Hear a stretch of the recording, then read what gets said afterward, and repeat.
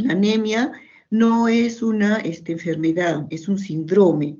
La anemia generalmente acompaña a alguna enfermedad de fondo y a veces es el primer síndrome que aparece en un cáncer, ¿ya? O en las infecciones crónicas también producen anemia.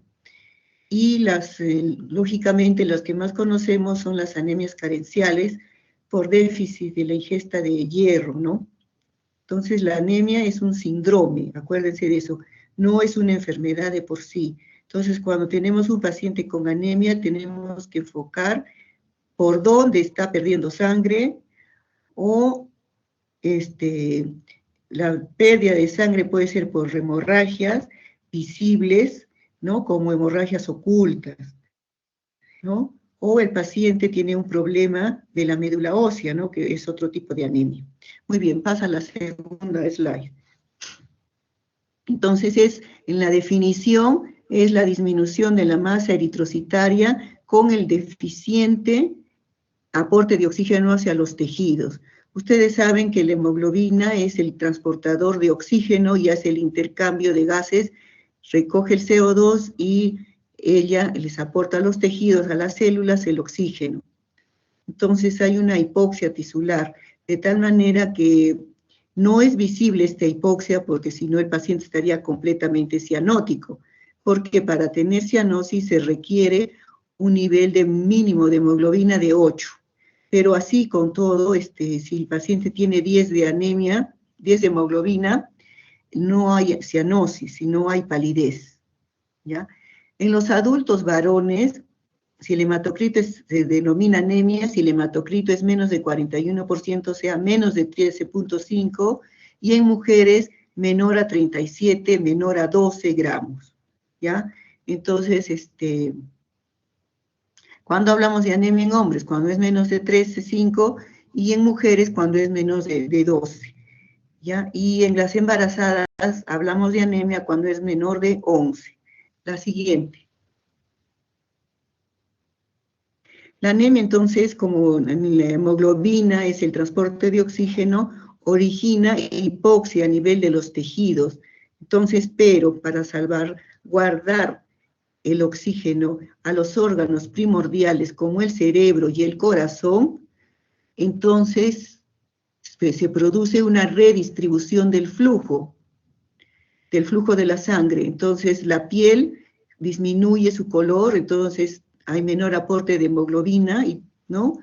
Y de oxígeno, entonces la piel se torna pálida y a nivel de los intestinos para salvaguardar el cerebro y el corazón, que son los órganos más importantes. Entonces, el aumento de, dijéramos, los mecanismos fisiológicos o fisiopatológicos de la anemia son aumento del 2,3-difosfoglicerato, dijéramos que está dentro de los glóbulos rojos, que aumenta la disociación de la hemoglobina hacia el lado derecho, o sea, aumenta el oxígeno hacia el lado derecho. Y también la hemoglobina disminuye su afinidad por el oxígeno, o sea, lo entrega más fácilmente, ¿ya? Favoreciendo así la oxigenación tisular. Todo esto lleva a que hay un aumento más del gasto cardíaco y aumento de la frecuencia cardíaca. La siguiente. Entonces, como les dije, los mecanismos son aumento del gasto cardíaco, vasoconstricción a nivel de la piel y de los intestinos. Entonces, por eso la piel se torna pálida, porque hay disminución del flujo sanguíneo en la piel y en los intestinos.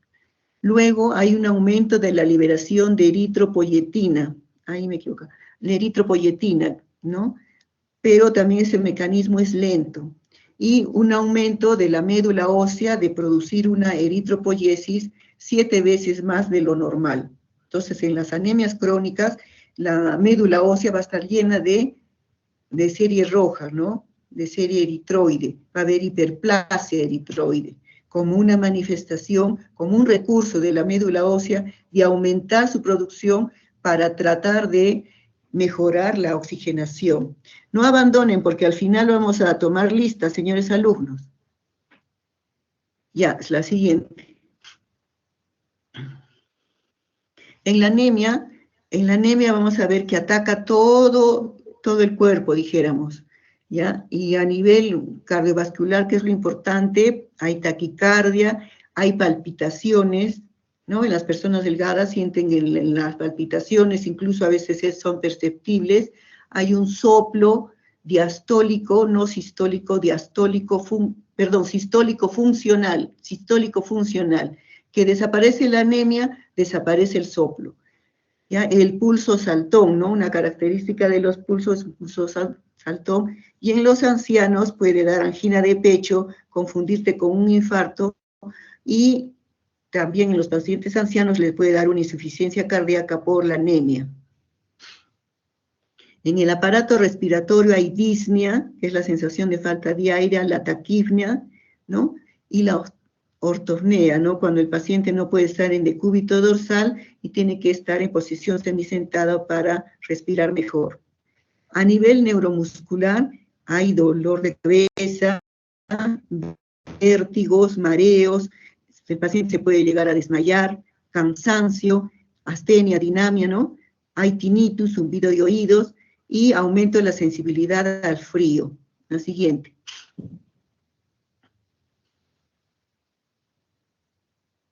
A nivel de la piel, lo más característico es la palidez mucocutánea.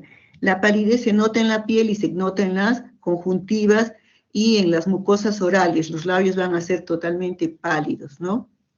Y si el paciente tuviese heridas, retardo en la cicatrización.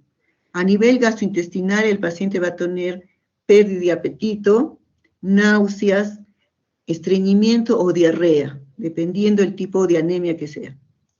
A nivel genitourinario, las mujeres a veces tienen por la anemia amenorrea, a veces son las anomalías menstruales las que originan pérdidas, por decir en las mujeres premenopáusicas, donde la menstruación se aumenta a veces a 15 días, 30 días, y entonces no hay, la paciente no recibe ni suplementos de hierro y la lleva a la anemia.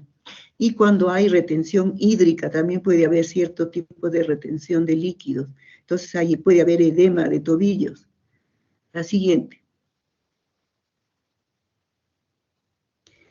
Y otros síntomas y signos es, a nivel, por decir, de ferropénica, tenemos la glositis, la keilitis, en deficiencia de vitamina B12, la glositis, la keilitis, en la ferropénica tenemos la pica, o sea, la ingesta de cosas inservibles, caída de cabello, uñas quebradizas, sobre todo en las mujeres, ¿no? Que tenemos, les gustan las uñas largas, entonces no crecen, y aparecen encalaminadas, ¿no? Así como la calamina, así aparecen las uñas, por la deficiencia de hierro, ¿ya? Y son quebradizas, fácilmente quebradizas, uñas quebradizas, y hay también la forma en la uña de la cuchara, o lo que denominan también coiloniquia. El síntoma más frecuente es la astenia progresiva, o sea, un cansancio, no irritabilidad, pacientes se tornan irritables, falta de concentración, sobre todo en los niños, ¿no? Que no pueden concentrarse en el colegio. En algunos pacientes insomnio, en otros hipersomnia, hay, como les mencioné ya antes, palpitaciones, disnea, calambres musculares, cefalea, mareos, tinnitus, dispepsia, náuseas en algunos casos, ¿no? O sea, la pérdida de apetito te lleva a que comas menos carnes, luego te lleva eso mismo, es un círculo vicioso. O la diarrea te lleva a anemia, y entonces ya estamos ahí, ¿no? Dando vueltas en los mismos síntomas, de tal manera que el paciente no ingiere bien los alimentos, no tiene apetito, y lo cual genera un poco de gastritis, por eso tienen náuseas. La siguiente. El dato más importante, que no necesitamos ni ser hematólogos, ni siquiera estudiantes de medicina, es la palidez, porque hasta el portero dice, hoy, o tus amigas o tus amigos, hoy estás pálida, pálida. Acuérdense de eso, el médico tiene que ser observador, mirar bien, qué es esto, mirar al paciente cómo camina, con quién viene, cómo está vestido, todo, ¿no? Entonces, y la palidez en la piel, ¿ya? Ahora, esa palidez va a depender del grosor de la piel y del color de la piel. En los morenos, ¿no? Los más oscuritos, entonces se ve las conjuntivas pálidas. No te vayas, Eric, dice. Y las mucosas orales pálidas. Muy bien. Siguiente. A los que se van no les damos la clase. En la patogenia tenemos la siguiente.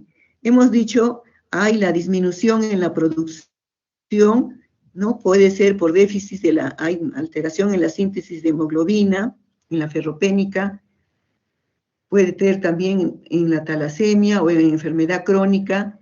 En la síntesis del DNA es la anemia megaloblástica. La siguiente. Ahora, otro enfoque de la anemia es de acuerdo a los índices eritrocitarios o las constantes corpusculares, que es lo que más se usa en la práctica, ya que las máquinas ahora son computarizadas y te dan un nivel casi exacto del volumen corpuscular. Entonces, si la es microcítica con un volumen corpuscular medio menos de 80, entonces ahí pueden entrar 5 diagnósticos: la ferropenia, talasemia, algunos tipos de anemia sideroblástica o enfermedad crónica, intoxicación por plomo o aluminio. Cuando es macrocítica, el volumen corpuscular es mayor de 100, entonces eso se presenta en la megaloblástica, en la anemia megaloblástica, la mielodisplasia, cuando hay enfermedad hepática, hipotiroidismo, cuando el paciente recibe quimioterapia, algunos quimioterápicos que te llevan a la macrocitosis. Y normocítica, normocrómica, es la anemia por enfermedades crónicas, la tuberculosis, el SIDA, COVID, todo eso te lleva a anemia. Y por pérdidas agudas o crónicas, ¿no? También pérdidas agudas o crónicas es normocítica, normocrómica, pero si el tiempo es mayor de 3 meses, ya la anemia es una anemia crónica, menos de un mes es anemia aguda. Y también te da normocítica, normocrómica, la anemia, la aplasia medular. La siguiente. Entonces, en la anamnesis tenemos que preguntar qué síntomas tiene, y en el examen físico tenemos que ver sobre todo la palidez, como la consistencia de las uñas, si es mujer, la caída de cabello, ¿no? Etcétera. Y en los exámenes auxiliares, son pocos en realidad los que tenemos que pedir un hemograma completo para ver cuánto tiene el nivel de hemoglobina, las constantes corpusculares, cómo están los leucocitos y cómo están las plaquetas. Si es una anemia pura, solo va a estar disminuida la hemoglobina. Las plaquetas y los leucocitos van a estar normales. Pero ojo, si es una anemia ferropénica, hay ligero aumento de plaquetas, ¿ya? Hay un ligero aumento de plaquetas. En las constantes corpusculares, que nos sirven para ver el volumen corpuscular medio, ¿no? Entonces, es decir, el tamaño de los glóbulos rojos, entonces eso nos puede ayudar para saber si es microcítica, macrocítica, normocítica. Los reticulocitos son la serie roja joven, ¿no? Entonces, estos tienen fragmentos o restos de RNA todavía en su citoplasma, que pueden utilizarse mediante el método de citometría para poder hacer dijéramos, un adecuado conteo de estos, o utilizar un método manual. No se vayan, no se les deja las clases, usando el azul de Crecilo. Siempre que tengamos nosotros un paciente con anemia, tenemos que ver su grupo y factor RH. Factor RH. La siguiente. Entonces, existe esta fórmula que se llama índice de producción eritrocitaria. Entonces, en el enfoque general tenemos que ver los hematíes, la morfología de los hematíes. Generalmente se parece a un linfocito, son tamaños de un linfocito. Pero cuando son más chiquitos que el linfocito es micro, cuando es más grande que el linfocito macrocítico.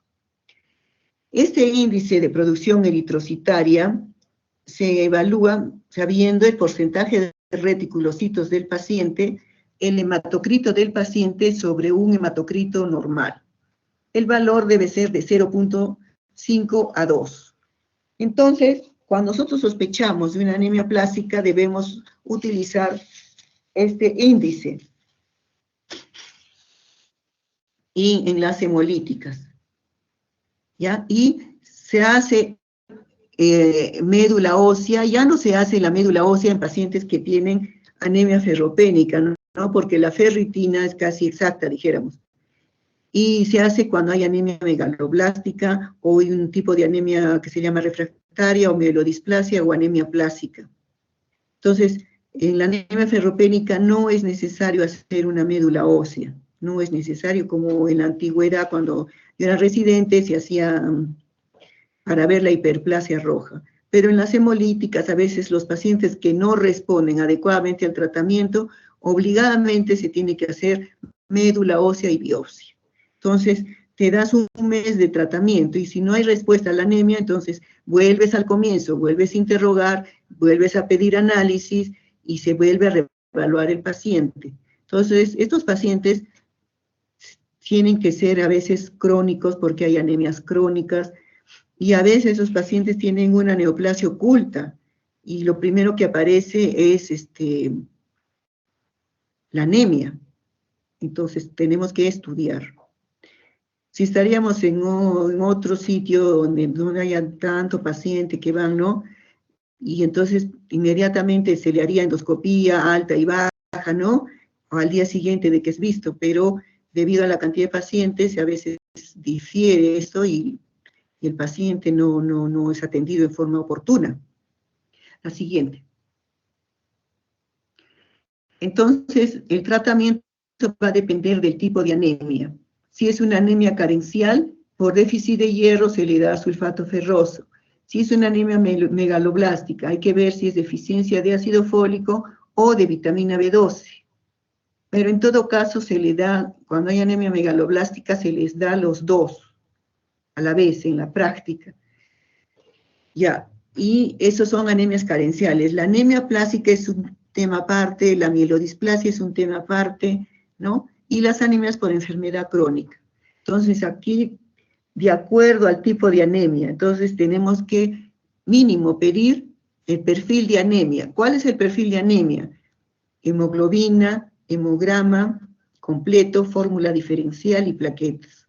Además, se le pide ferritina, se le pide hierro sérico, se le pide la transferrina, y en otros sitios, en forma particular, se le puede pedir receptores de transferrina para ver cómo están, y luego reticulocitos en una anemia, ¿ya? Y dosaje de ácido fólico y vitamina B12. Muy bien, a ver la siguiente. Muy bien. Entonces, ¿hasta ahí tienen alguna pregunta? Porque anemia tocamos el año pasado, y entonces ya ustedes están, es un recordatorio, dijéramos, ¿no? ¿A qué se llama trombocitopenia? Es la disminución de las plaquetas. Rayo, no te vayas, ¿ah? Voy a llamar lista. Trombocitopenia. Penia es disminución de las células de los trombocitos, de las plaquetas. Eso es trombocitopenia. Disminución de las plaquetas. La siguiente. Es la disminución del recuento de plaquetas por debajo del límite normal, del bajo inferior normal, 150.000 hasta 350.000. Clínicamente es relevante cuando el recuento es inferior a 10.000.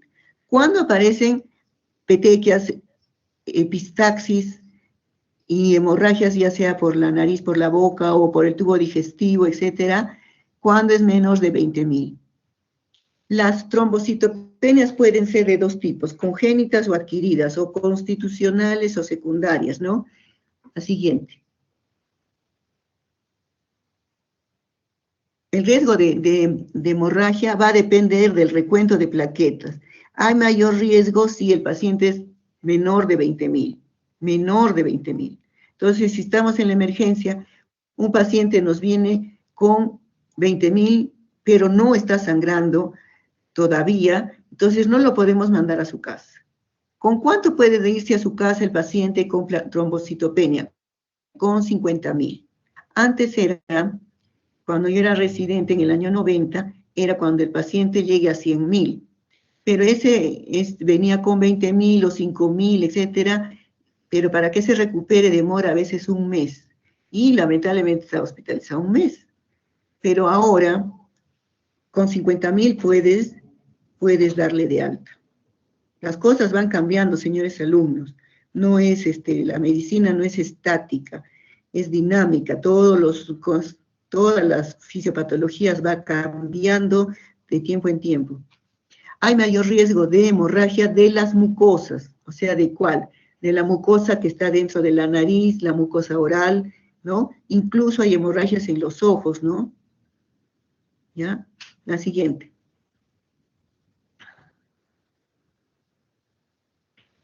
Las trombocitopenias hay que ver la edad, sobre todo en los niños, está acompañado de malformaciones congénitas.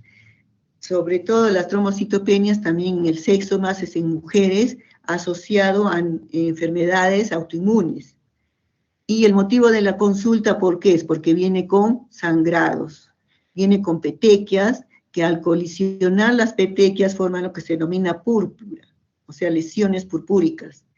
Hay que preguntarle sobre antecedentes de sangrado. Usted sangra cuando se cepilla los dientes, cuando se suena la nariz fuerte, o cuando hace deposición, las heces salen bañadas de sangre, o con la orina, su orina es con sangre. Todas esas preguntas hay que hacerle. Hay que ver si sus familiares también, si sus familiares tienen presencia o no, su mamá, sus hermanos, presencia de sangrados, dónde están localizados y la gravedad de las hemorragias, ¿no? El patrón de hemorragia puede ser agudo o crónico, eso hay que preguntar.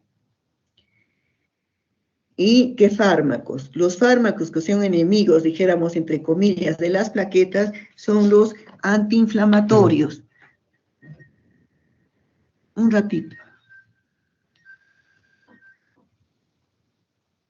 Mayita, ahorita no te puedo hablar, estoy en clases.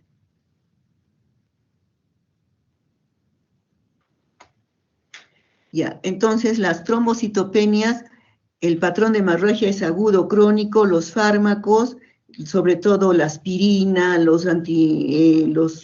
dijéramos el diclofenaco, el naproxeno, el apronax, dentro de todos los antiinflamatorios, pero los de segunda generación, por decir el Celebrex, ¿no? Ese no te baja, dice, tanto plaquetas. Ese podría, en un eventual caso, el paciente con plaquetas bajas podría tomarse el Celebrex, porque es otro mecanismo de acción. El alcohol, o sea, pacientes que toman continuamente alcohol, o sea, ya son consumidores alcohólicos, pueden tener trombocitopenia. Por transfusiones también masivas, el paciente puede tener plaquetopenia. El uso de heparina, pero el uso de heparina la heparina regular, no las heparinas de bajo peso molecular, sino son las heparinas regulares, o sea, las de alto peso. Una cirugía reciente también te puede causar trombocitopenia. La infección por el HIV, ¿ya? Vacunaciones recientes con virus vivos, ¿no? Ahí me he equivocado, virus vivos. Entonces dice que estas vacunas, por decir, las que han vacunado contra el COVID, algunas producen trombocitopenias, en algunos pacientes, más con la China, con esa Sinopharm. La siguiente.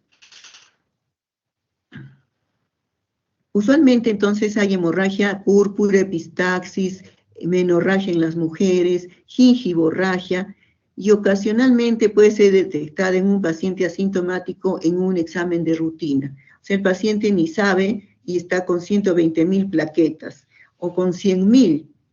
Entonces, depende, no es un paciente, dijéramos, asintomático, que no tiene manifestaciones, pero con 120.000 no va a haber sangrado, pero ya no está dentro del límite normal. Ahora, puede haber sangrado intracerebral o intracraneal en menos del 1% de los casos, asociado con plaquetas menos de 10.000. Ahora las máquinas contadoras que son computarizadas los equipos contables del hemograma, te salen hasta 2.000 plaquetas, hemos visto la otra vez, y ese paciente tiene inminente sangrado intracerebral.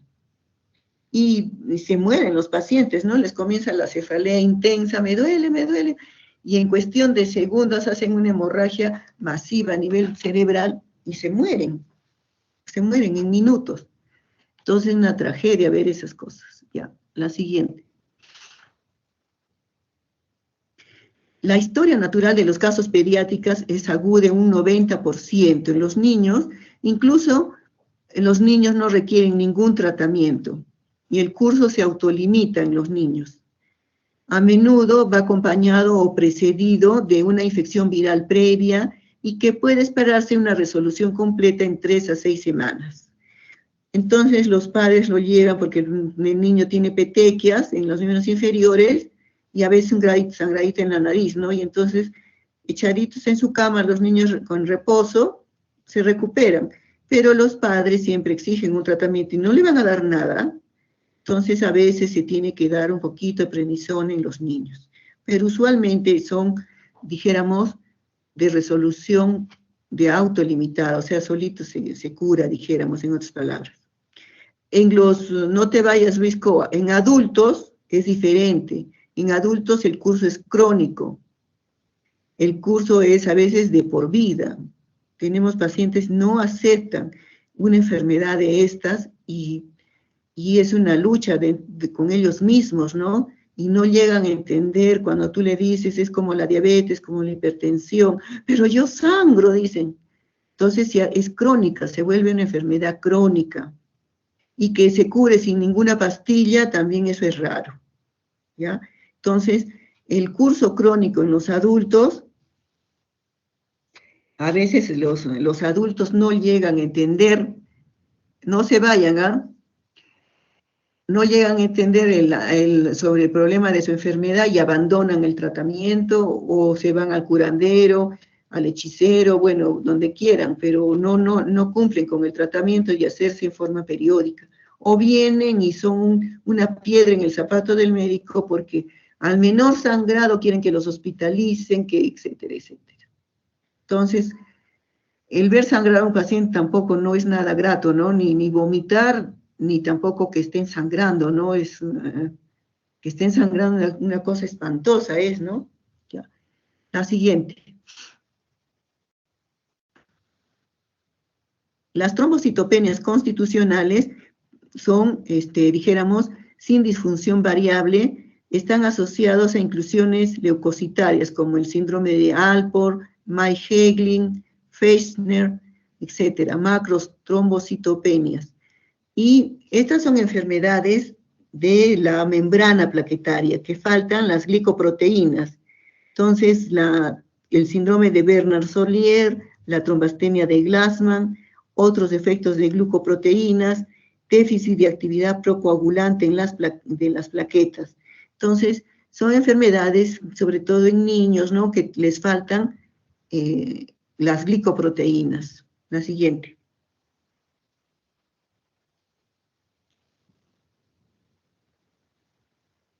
Ahora, dentro de la plaqueta existen los gránulos densos, ¿no? Y ustedes saben que a veces en los niños nacen sin, hay patología de los megacariocitopoiesis, o sea, alteración de las plaquetas, asociado a aplasia del radio. El niño nacen sin radio, o sea, sin el hueso llamado radio. Entonces, nunca he visto, francamente, pero estas son anomalías, dijéramos, congénitas, ¿no?, que no tiene el radio, y entonces la mano no tiene la misma, dijéramos, forma que la de los que somos aparentemente normales, ¿no? Entonces hay anomalías complejas o de mecanismo no bien conocido como la enfermedad de Wiskott-Aldrich, ¿no? La siguiente. Ya, entonces, por afectación global de la hematopoiesis, puede haber hipoplasia o supresión, como en el caso de la anemia plástica, ¿no? Que dijéramos que la fábrica de la médula ósea no produce plaquetas. Y en la anemia plástica hay lo que se denomina pancitopenia, es decir, anemia, plaquetopenia y leucopenia. En neoplasias malignas, o sea, cuando hay linfomas, leucemias, entonces ahí hay disminución de las series normales. Y otra causa es la mielopoiesis, hematopoiesis ineficaz, o sea, se producen células, pero son anormales, son mielodisplásicos. Displásico quiere decir deformado, ¿no? Displasia, por eso dicen displasia de cadera. Entonces, mielodisplasia es una deformación de la médula ósea. Y la hemoglobinuria paroxística nocturna, HPN, ¿no? Ya. Y dos puede ser la afectación megacariocítica predominante, como puede haber la trombocitopenia amegacariocítica, o sea que el paciente no tiene megacariocitos en la médula ósea, carece, eso puede ser adquirido también. Y la trombocitopenia cíclica en niños, sobre todo, que cada cierto tiempo le bajan las plaquetas por una cuestión, le da una infección viral y bajan las plaquetas, le da una infección de otro tipo y le da, o menstrua y le bajan las plaquetas. Y las PTI refractarias, ¿no? Que esos nunca a veces se recuperan y todo el tiempo están yendo al hospital porque le bajan sus plaquetas. La siguiente. Ahora, la que más conocemos son las inmunes, ¿no es cierto? Las autoinmunes, que es una enfermedad autoinmune en la cual quiere decir que el organismo destruye nuestras plaquetas. Entonces, ¿no? Entonces hay la púrpura trombocitopénica inmune, donde se forman anticuerpos contra las plaquetas, la rodean a la plaqueta de anticuerpo, y cuando pasan por los macrófagos del vaso o del hígado, son fagocitadas. Las reconoce como extrañas, porque tiene inmunoglobulinas en su superficie. Entonces, al pasar por el vaso, una plaqueta con sus anticuerpos, ¿no? Adheridos, entonces el macrófago la reconoce como extraña y la fagocita, la destruye. Entonces a eso se llama púrpura trombocitopénica inmune. Entonces una medida de tratamiento sería sacar el vaso, y eso se hace, es esplenectomía, para que disminuyan los receptores que se comen las plaquetas, ¿no? Ahora, también, como les mencioné, hay las trombocitopenias inducidas por fármacos. Entonces, los fármacos que a veces tomamos, los medicamentos, producen reacciones en el organismo que nos autodestruyen. Y el sistema inmune nos destruye, ¿no? A nosotros mismos. Se forman anticuerpos contra, por decirle, heparina, forman anticuerpos y se pegan a las plaquetas. Y la plaqueta resulta ser extraña a nuestro sistema inmune y desaparece, ¿ya? Entonces, al recetar pueden aparecer cosas, dijéramos, no extrañas, sino poco frecuentes, pero hay que saber que los medicamentos tienen efectos colaterales, que algunas veces son dañinos. Y las alloinmunes son las trombocitopenias neonatal, por decir, hay recién nacidos que nacen con plaquetas bajas debido a que la madre tiene púrpura trombocitopénica inmune y se embaraza.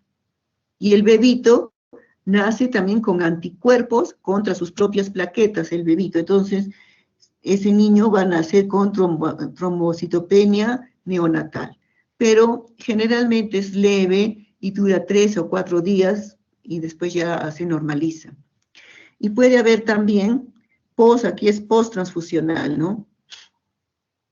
Entonces, en vez de que se beneficie el paciente con la transfusión, comienza a hacer reacciones a las plaquetas, se hace, como dijéramos, refractario. Entonces le pones transfusión de plaquetas y el paciente igual las destruye, igual no funciona, ¿ya? Hay las pseudotrombocitopenias, ¿ya? Estas están asociadas, por decir, puede ser cíclica o puede estar asociada al síndrome antifosfolipídico o enfermedad injerto contra huésped, ¿ya? La siguiente. Las no inmunes, de causa ya no inmune, sino por consumo, por decir, en una coagulación intravascular diseminada, cuando hay afectación de 3 o 4 órganos que están presentando sangrados, entonces ahí las plaquetas disminuyen. Entonces, hay una diferencia entre lo que es coagulación intravascular diseminada, que les he dicho a los alumnos, y la fibrinolisis. En la coagulación intravascular diseminada hay plaquetas disminuidas, y en la fibrinolisis no. ¿Ya? Esa es la agarradita. Hay lo que se llama también microangiopatía trombótica, es una púrpura trombocitopénica trombótica. Eso ya va acompañado de alteraciones neurológicas, alteraciones renales, y hay anemia hemolítica más púrpura trombocitopénica, o sea, es un conjunto de enfermedades bien raras de presentación. Y por destrucción, cuando el paciente es sometido a una circulación extracorpórea, por decir, para un cambio de válvula a nivel del corazón, entonces el corazón o un trasplante de corazón, etcétera, como son recipientes de metal, el organismo inmediatamente se comienzan a estrellar la sangre, o sea, las plaquetas contra esos tubos de fierro, ¿no? Y dijéramos, en una forma mecánica. Entonces es por destrucción mecánicas ahí. O antes se ponían las válvulas de metal en el corazón, por decir, reemplazo de válvula mitral, de tricuspidia, eran metal. Ahora se ponen son de plástico, pero que no producen respuesta inmune, ¿ya? Entonces ya son más modernas, y los pacientes que usaban esas esas válvulas metálicas, bueno, en este tiempo 2021 ya creo que ya no existen ni las válvulas ni los pacientes, ¿no? Ya ha pasado mucho tiempo de su uso. Y por pérdidas al exterior, puede ser por hemorragias. Cuando hay una hemorragia masiva también hay pérdida de plaquetas, ¿no? Y en hemodiálisis. Cuando sometido a diálisis comienzan a bajar las plaquetas. La siguiente. Entonces, ¿cuáles son las características clínicas? Tenemos, mire, para diferenciar si es un trastorno de plaquetas o es un defecto de los factores de coagulación. La única diferencia, ¿no?, es esta, básicamente, la petequia. Entonces puede venir una pregunta de examen, y los que se han ido no lo van a saber, que cuando hay desorden de plaquetas o alteración, hay petequias. P, para que se acuerden de petequia. Y cuando hay trastornos de los factores de coagulación, por decir hemofilia, no hay petequias. O sea, los hemofílicos no tienen petequias. Les estoy dando el boom. O sea, el tips, el punto, dijéramos, el taller, donde tienen que saber diferenciar. Plaquetas te da petequias. Entonces, a la hora que les tome el examen oral, ustedes, trastornos de los factores de coagulación, hay petequias, me dicen, jalados. ¿Ya? Entonces vamos a leer. Los sitios de sangrado pueden ser la piel y las mucosas, epistaxis, vaginal, gastrointestinal, etc. Y acá son tejidos profundos, músculos. Petequias hay en los desórdenes plaquetarios, pero en los factores de coagulación no hay. Equimosis, aquí pueden ser pequeños o superficiales, y en los factores de coagulación son grandes y profundos. En la hemartrosis puede ser extremadamente raro, y aquí es común en los factores de coagulación cuando hay defectos. Entonces aquí hay destrucción del cartílago, de la articulación, se llena de sangre dentro de la articulación, y lógicamente que si se llena de sangre la articulación, se produce destrucción porque se carcome el cartílago y se deposita sangre. Entonces es una pierna hinchada, una rodilla hinchada, ¿entendido? Acá va a ver, sí va a ver, y aquí es menos. Cuando a ustedes les han extraído un diente, por decir, el sangrado dura 3 días en un paciente normal, en una persona normal. Muy bien, el paciente con hemofilia sangra a partir del 3er día, ¿ya? Y puede durar ese sangrado tras extracción dentaria hasta 1 mes.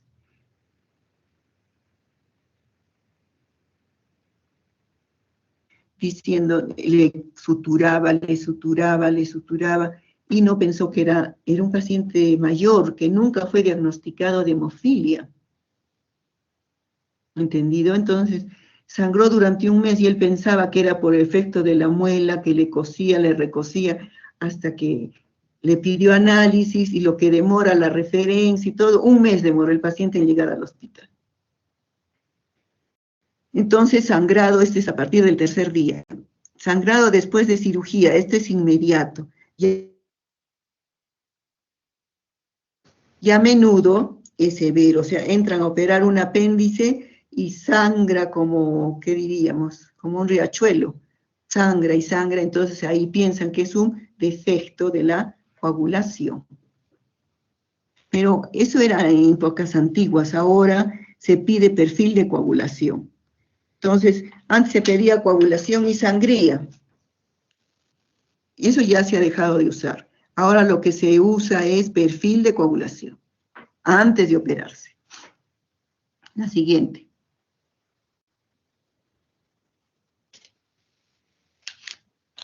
Análisis. Entonces, tenemos que hacer el hemograma. El hemograma para los hematólogos o para cualquier médico es el examen primordial, ¿sí? De él podemos sacar, así estemos en las alturas, hacer un hemograma. Salvo que nos vayamos a Chota, ahí no habrá nada, ¿no? Entonces, un hemograma que va a demostrar las plaquetas disminuidas, o sea, trombocitopenia aislada. Entonces, si el hemoglobina y los leucocitos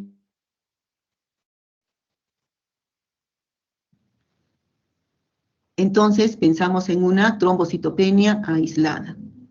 Pero ojo, que puede haber anemia también en casos de trombocitopenia, depende si el paciente ha sangrado bastante, entonces hay anemia. Los leucocitos y la hemoglobina puede estar o normal o disminuida. Debemos de buscar en el frotí sanguíneo agregación plaquetaria, plaquetas gigantes, inclusiones leucocitarias, macrotrombocitopenia, hereditaria, linfocitos atípicos, virosis, yo me equivoco, poiquilocitosis, policromatofilia, macrocitosis, equistocitosis, parásitos, todo eso debemos de buscar cuando tenemos una trombocitopenia. La siguiente. Entonces tenemos que hacer las pruebas de coagulación para CID, el anticoagulante lúpico para ver si está asociado a lupus, o el síndrome antifosfolípido que se pide la anticardiolipina, y los autoanticuerpos para descartar colagenosis, porque detrás de una trombocitopenia puede estar un lupus eritematoso. Entonces tenemos que pedirle el ANA, el ANCA, el anti-DNA, el anti-JO, el anti-RO y todos los anticuerpos que están dirigidos contra las histonas en el caso de lupus. Y de cajón, dijéramos, pedir el HIV, la hepatitis, que está asociado a trombocitopenia, el virus de Epstein-Barr, el citomegalovirus, el parvovirus B19, que está asociado a anemia plástica, y la prueba de Coombs, ¿no? La prueba de Coombs, antiglobulina directa, y hay pacientes que tienen plaquetas bajas y anemia hemolítica, y a eso se denomina síndrome de Evans. La siguiente. También debemos de pedir función tiroidea, sobre todo en las mujeres. El hipotiroidismo es subclínico, o sea que si el médico no lo sospecha, no lo diagnostica, entonces hay mujeres gorditas y la voz se va enronqueciendo y entonces con caída de cabello y etcétera, y con bocio, entonces debemos de pensar ecografía. Cuando encontramos el vaso grande en las púrpuras trombocitopénicas, no está asociado, o sea, el vaso es normal, no hay hiperesplenismo. Cuando encontramos el vaso grande, puede ser una cirrosis, pero de ninguna manera va a ser una púrpura, ¿entendido? De ahí vienen las preguntas, de lo que les digo, ¿eh? La médula ósea va a haber hiperplasia megacariocítica y necesita estudios ultraestructurales para saber si el paciente tiene una trombocitopenia constitucional, ¿no? Esas pruebas de agregación, adhesión plaquetaria, entonces que no se hacen en nuestro medio, tenemos que mandar muchas veces a Lima para ver si es un niño, si tiene un problema constitucional de las plaquetas. La siguiente. La púrpura trombocitopénica inmune se debe a anticuerpos IgG o IgM que reaccionan contra sitios antigénicos en la membrana plaquetaria, ¿no? Hemos dicho que la plaqueta es rodeada de anticuerpos, que pueden ser IgM o IgG, y causan destrucción acelerada a través de la fagocitosis del sistema retículo endotelial de estos órganos, el vaso y el hígado.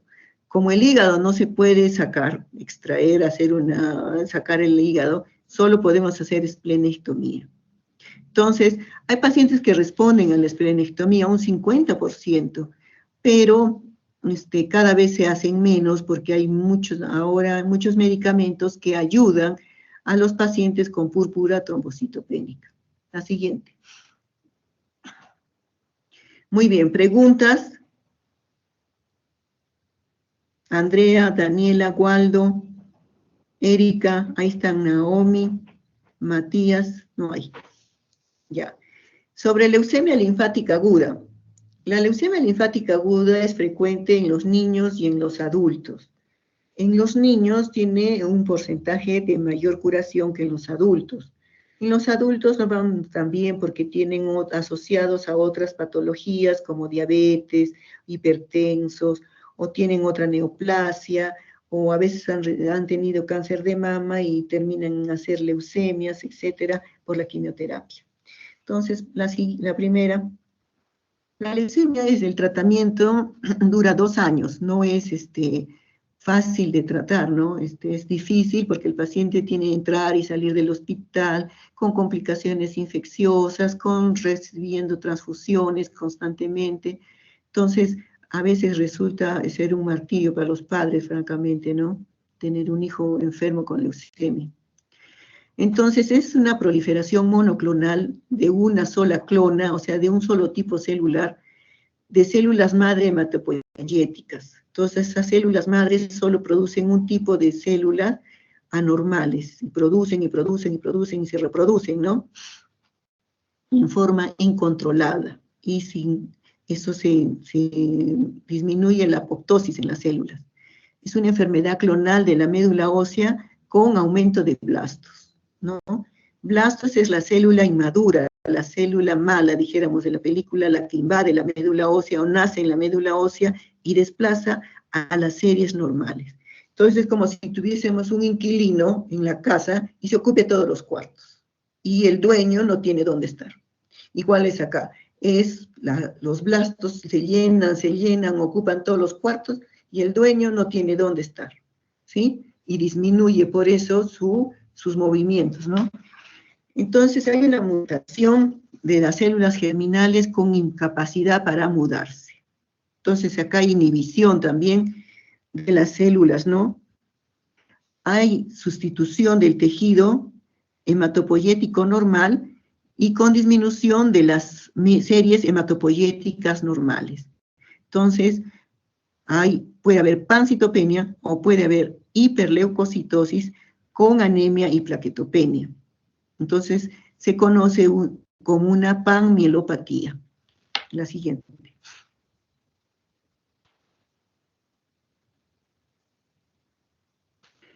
¿Cuál es la etiología? Hasta ahora no se sabe, ¿no? Exactamente cuál es el causante, ¿no? Entonces, las radiaciones ionizantes que ocurrieron en las bombas atómicas en Hiroshima y Nagasaki causaron que los pacientes, los pocos que sobrevivieron, hagan leucemias, y entonces pues, producen alteraciones cromosómicas en el DNA y produce estas enfermedades.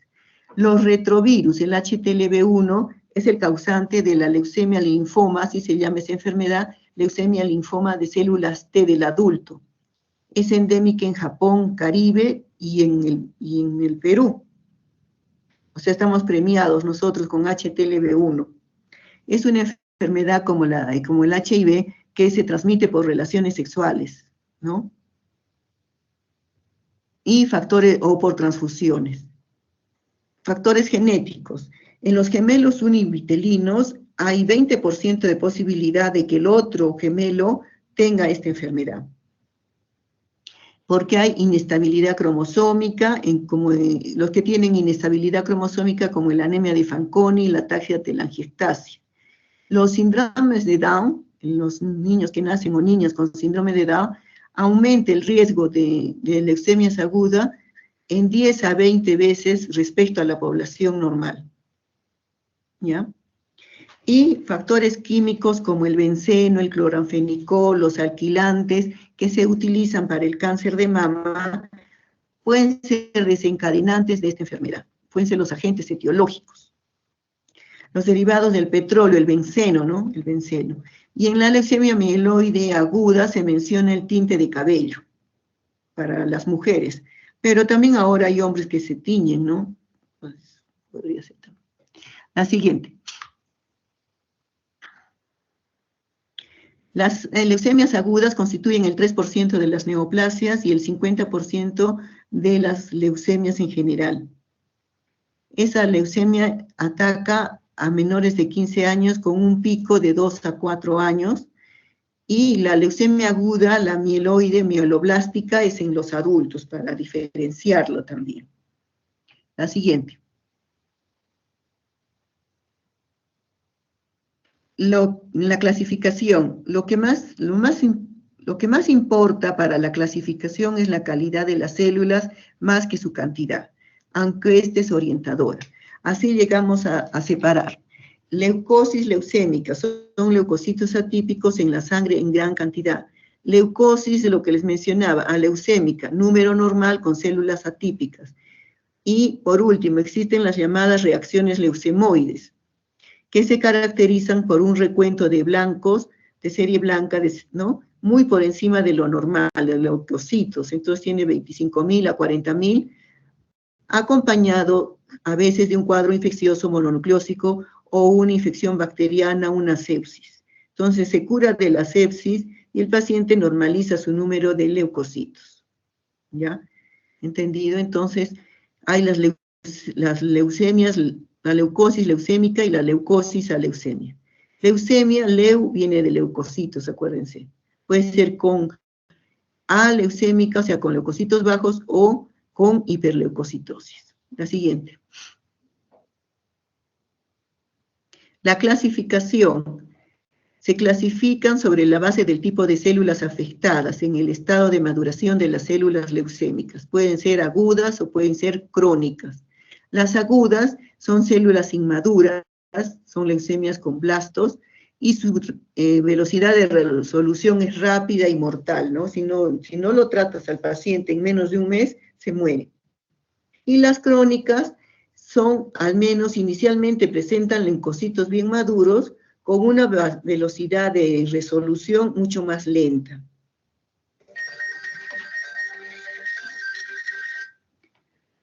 Charito, estoy en clases, después te llamo.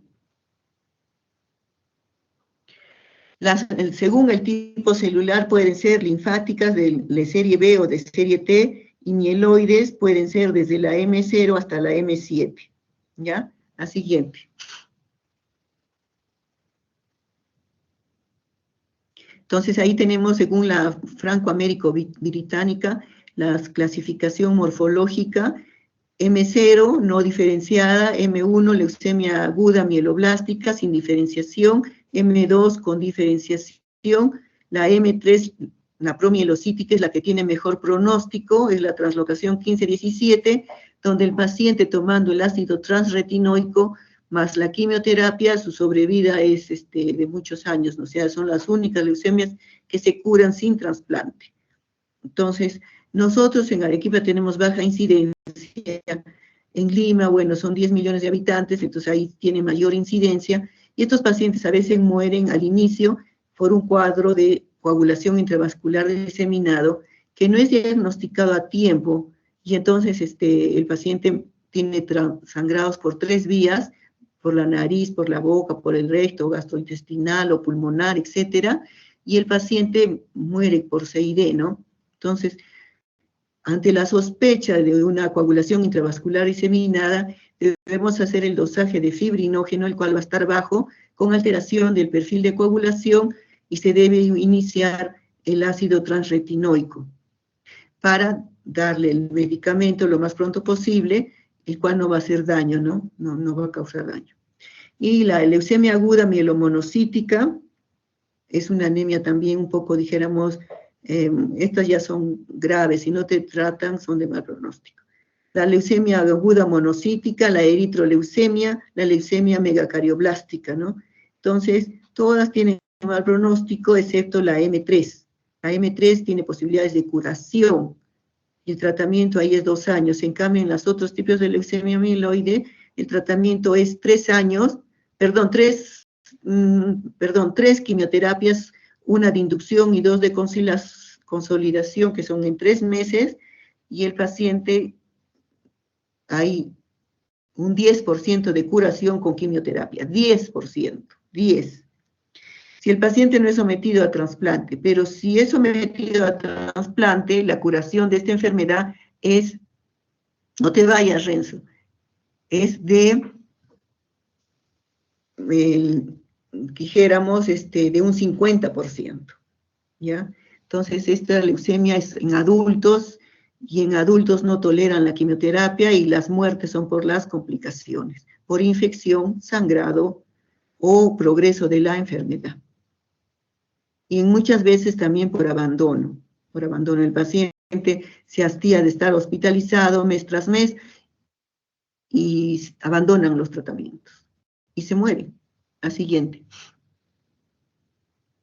Entonces, dentro de las leucemias mieloides agudas, los cuerpos de Auer son frecuentes en la M2 y en la M3 y son mejor pronóstico dentro de las leucemias mieloides junto con la M0. Dentro de las leucemias mieloides agudas, las más frecuentes son M1, M2, M4 y M5.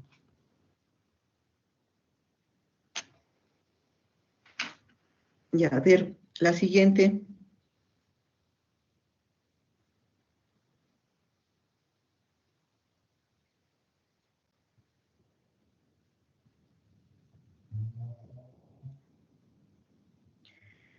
Ya, entonces las leucemias agudas linfoblásticas son L1, L2 y L3. Entonces L1 es leucemia aguda de blastos pequeños, L2 leucemia de blastos grandes, y leucemia L3 es de tipo Burkitt con citoplasma vacuolado. Esas son para las linfáticas. Antes el diagnóstico solo se hacía usando el microscopio, pero ahora se usa el citómetro de flujo.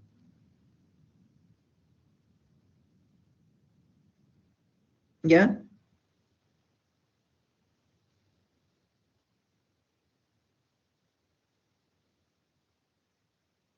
La siguiente.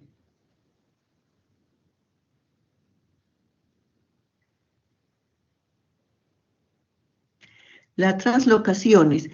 Para efectuar, es indispensable ahora en esta época de que estamos pasando, hacer el estudio de las translocaciones. Está mal escrito, ¿no? Es indispensable efectuar estudios de citogenética en la médula ósea para determinar sobre todo las translocaciones. Puede ser de la médula ósea y se usa el cariotipo, puede ser de sangre periférica y utilizamos el que se llama la reacción en cadena de polimerasa o PCR.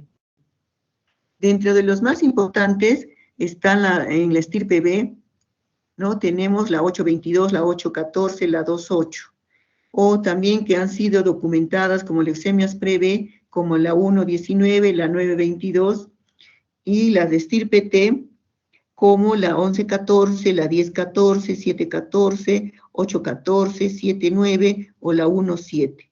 La única que hay tratamiento actual es la translocación 922, que es la translocación que se denomina cromosoma Filadelfia, es una translocación recíproca. El 9 se va al 22 y el 22 se va donde el 9, generando así una proteína anormal. Esa proteína normal es tirosinquinasa, pero hay un inhibidor de la tirosinquinasa, que denominado imatinib, dasatinib o nilotinib, que hacen que esta translocación desaparezca y el paciente desarrolle una mielopoiesis, o sea, su médula ósea se normalice. Yo me imagino que con el tiempo va a haber tratamientos target o blanco para cada una de estas translocaciones, ¿no? Muy bien, la siguiente. Además de estas alteraciones, se pueden observar un aumento o disminución del número de cromosomas, lo que se denomina hiper o hipoploidía, sin que este último número tenga efecto verdadero y constante sobre el pronóstico. La translocación 12-21 al parecer ofrece buen pronóstico en las leucemias de estirpe B temprana, pero hiperploidía se ha asociado con buen pronóstico, les digo, ¿no? En los libros está que está asociado a buen pronóstico. La siguiente. En la clínica va a haber infiltración medular, ¿no es cierto? De estos blastos va a haber anemia que se demuestra con palidez, va a haber fiebre por la infección y va a haber hemorragias por la trombocitopenia. A eso se le denomina síndrome linfoproliferativo, ¿no? Entonces, anemia, neutropenia, trombocitopenia.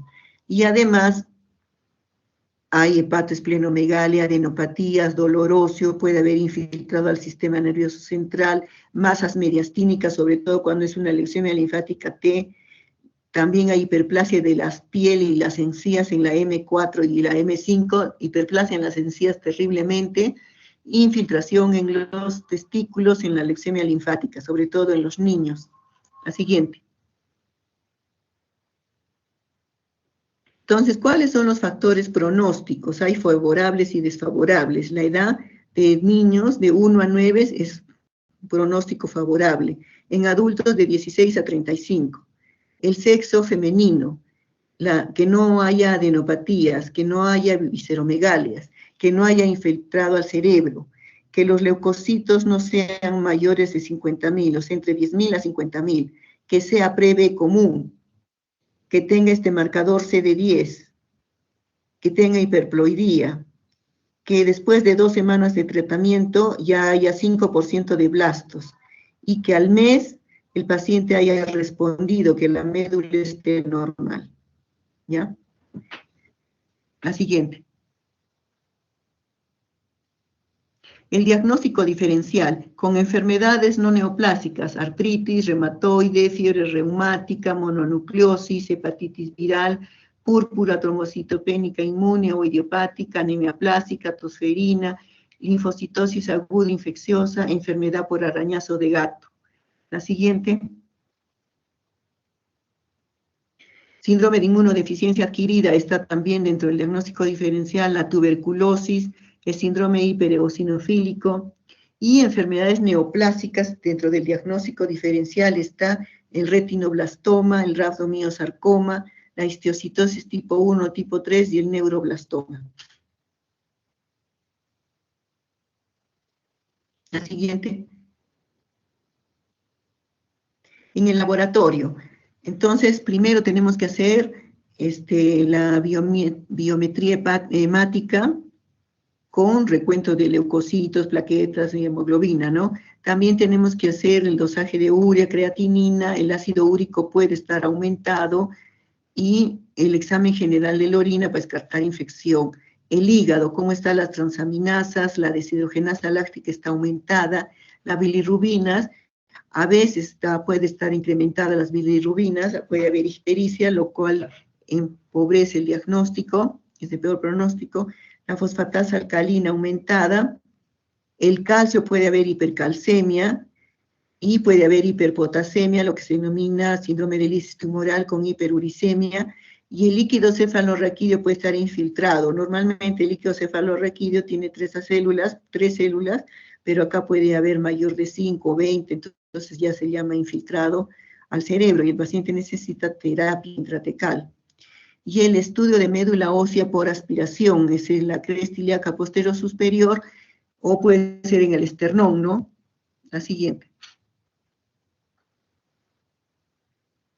En el laboratorio, solamente el 10% de los pacientes tiene un hemograma normal, y en los leucémicos aleucémicos que no hay blastos en sangre periféricas, ¿no? Es raro también.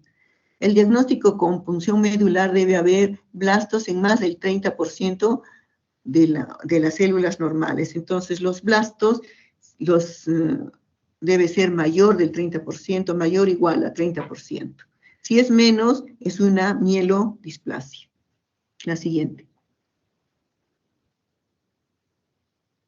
La siguiente.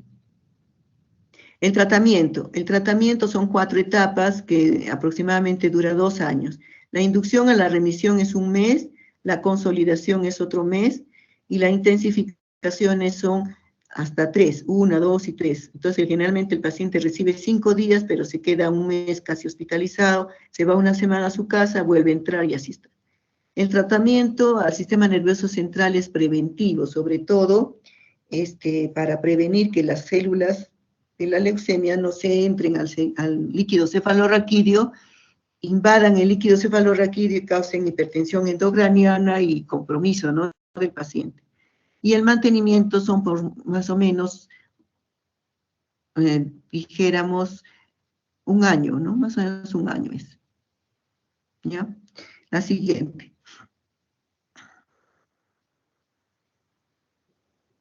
La remisión completa. Estos términos tienen ustedes que aprender. La remisión completa es cuando desaparecen los síntomas, se normaliza el hemograma y en la médula ósea hay menos de 5% de blastos.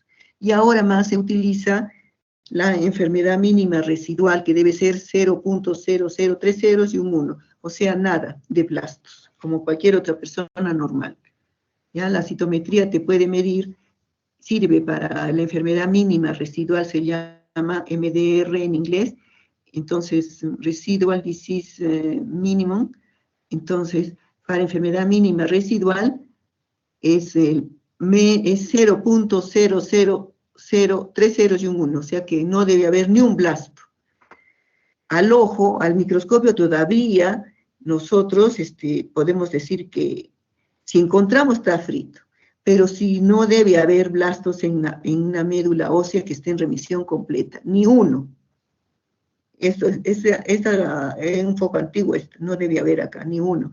Pero la citometría es lo que más sirve. La siguiente. Bueno, ahí se acabó. Preguntas, señores alumnos. Estamos en una maratón. Esta es la última. Esta es una enfermedad curable. Cuando yo hacía la residencia en el año 90 hasta el 93, los pacientes, la sobrevida de estos pacientes era de 3 años. Y algunos 5, ¿no? Pero ahora la sobrevida de estos pacientes es de 15 a más. Y solo tomando medicación, ya no requieren trasplante. Hubo un tiempo también que se hacía trasplante de médula ósea a estos pacientes, pero no iban bien, no toleraban el trasplante. A ver la siguiente.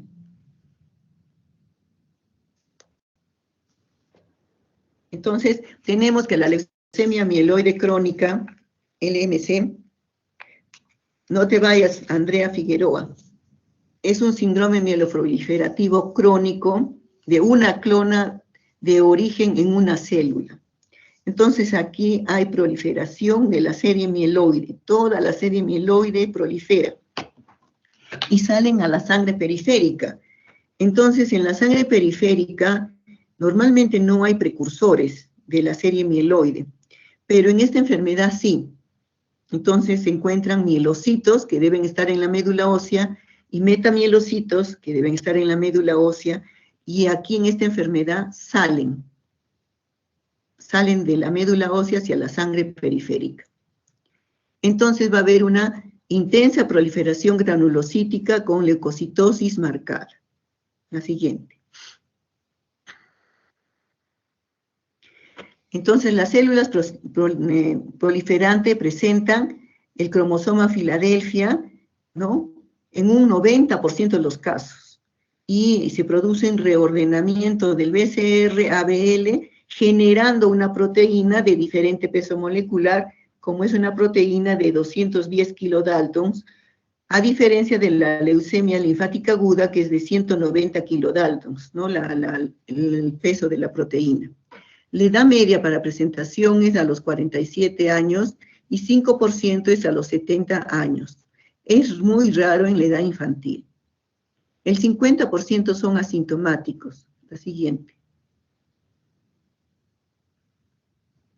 Solo se dan cuenta cuando el abdomen les crece. Entonces el paciente va a tener fiebre, sudoración, pérdida de peso, pérdida de apetito, van a tener dolor en el hipocondrio izquierdo, van a sentirse con una represión postprandial, comen y se llenan rapidito, van a tener anemia, astenia, disnea, edemas, todos los 24 o 40 síntomas de la anemia, y pueden tener dolores óseos, puede haber gota, aumento del ácido úrico y te da aumento de volumen del dedo gordo del pie, puede haber hemorragias retinianas y por la gran leucocitosis puede haber priapismo.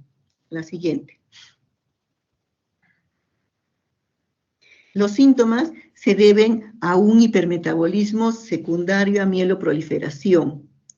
La esplenomegalia explica los síntomas abdominales, ¿no? De la llenura precoz, de la distensión abdominal.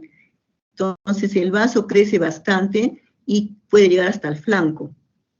Hay disminución en la producción de hematíes por hiperplasia granulocítica, hay infiltración medular, hiperuricemia, disfunción en las plaquetas y hay hiperleucocitosis. La siguiente.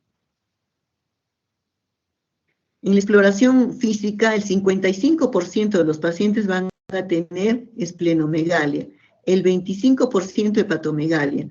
Puede haber palidez cutánea por la anemia, algunos tienen adenopatías y puede haber infiltrado al sistema nervioso central, menos del 5% de los casos, menos del 5%. La siguiente. El diagnóstico. El diagnóstico, ustedes saben que todas las enfermedades tienen que tener un diagnóstico clínico, un diagnóstico laboratorial y un diagnóstico, dijéramos, con los exámenes auxiliares, y todos tienen que coincidir, los tres. La siguiente. La siguiente. Entonces se debe hacer la anamnesis, o sea, la historia clínica, la exploración física, que debemos encontrar el vaso grande, el vaso. Aquí un vaso grande, piensen en leucemia mieloide crónica hasta que se demuestre lo contrario. En el hemograma vamos a encontrar mayor de 100.000 leucocitos o menos de 50.000, ¿no? Va a haber vasofilia, por eso a los alumnos les hago estudiar el hemograma. Esta es una causa de vasofilia. Vasofilia no es común. Normalmente existen 0.5 a 1% de basófilos y acá tienen vasofilia. Entonces, ¿no? Nos hace sospechar trombocitosis, que puede llegar hasta 1 millón, anemia y eritroblastos circulantes. Pueden haber, les he dicho, metamielocitos, mielocitos. Es la única leucemia que puedes encontrar mielocitos y metamielocitos y que podrías hacer un diagnóstico viendo la lámina periférica. En la bioquímica, la vitamina B12 va a estar aumentada, la deshidrogenasa láctica va a estar aumentada, el ácido úrico va a estar aumentado. Y la médula ósea va a haber una relación mieloeritroide con aumento, hiperplasia granulocitoblastos en menos del 5%. Hay aumento de la relación mieloeritroide. En la biopsia puede aumento de la celularidad y disminución de la grasa. Y el 95% de los pacientes pH es Filadelfia, ¿no? Filadelfia positivo. Y también es necesario el análisis molecular por reordenamiento molecular, ¿no? Eso todavía no ha llegado al Perú. La siguiente. Y acá tenemos, este es un frotis de sangre periférica, tenemos acá, este es mielocito, este es metamielocito, ¿no? Son células que deben estar en la médula ósea, pero en este estado patológico, estos no son células que corresponden a un hemograma normal. ¿Ya? Son mielocitos, metamielocitos, ¿ya? La siguiente. Las fases de esta enfermedad. Las fases evolutivas de esta enfermedad El 95% debuta en fase crónica, a veces un 40-50% pasa de una fase de aceleración y un 5% a una crisis blástica, o sea, una leucemia aguda. Ahora, formas especiales, hay el 5% tienen cromosoma Filadelfia negativo, el 5%. Puede haber en la infancia también. Y hay también la variante neutrofílica. La siguiente. El diagnóstico. El diagnóstico diferencial es con la reacción leucemoide debida a infección o neoplasia, la leucemia neutrofílica, un síndrome hipereosinofílico, una mielofibrosis idiopática y la leucemia mielomonocítica crónica. Ya, la siguiente. El BCR-ABL es detectado en el 95% de los pacientes con leucemia mieloide crónica, es el causante de la leucemia mieloide. La tirosinquinasa BCR-ABL es constitutivamente activada intracelularmente y es requerida para el funcionamiento celular en la leucemia. El imatinib actúa sobre el origen de esta enfermedad, haciendo desaparecer esta alteración cromosómica. La siguiente. Acá tenemos, miren, la unión BCR-ABL, ¿no? Y acá está, este es el imatinib que tenía en ese tiempo todavía siglas. Se fija al sustrato de la enzima y hace desaparecer la tirosinquinasa. Entonces, la tirosinquinasa que se unía acá para generar el desencadenante de estas variaciones de la médula ósea, esta leucemia, es inhibida. Ocupa el receptor de esta tirosinquinasa. ¿Sí? La siguiente. Entonces, este medicamento es de primera línea para los pacientes con LMC en fase crónica. Antiguamente se utilizaba el interferón y la citarabina o ARA-C.